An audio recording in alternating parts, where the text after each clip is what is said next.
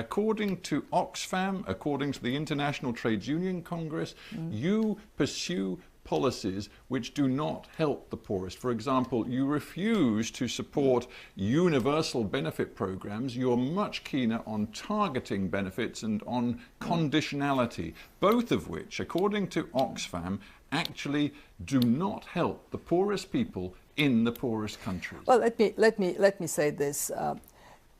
We actually do exactly the opposite. We do target those that need us the most. Let me give you an example. Egypt. Egypt had 7% of their GDP going into energy subsidies, benefiting the rich more than the poor. We engaged with Egypt to shrink this to half of its size, and then the money that is available to target education and healthcare.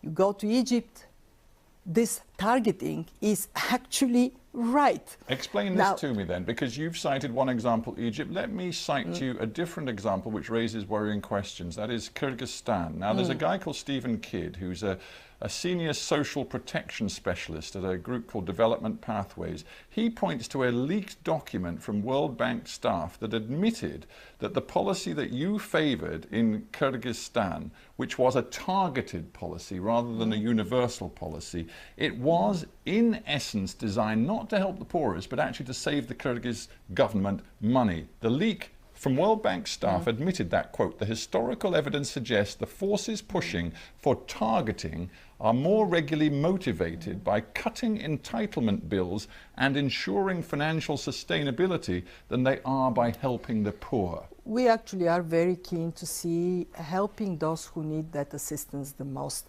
And Stephen, I'm not familiar with the story you're presenting, but let me say that of course, we learn from experience. I'm not saying that the bank knows it all and we are always right.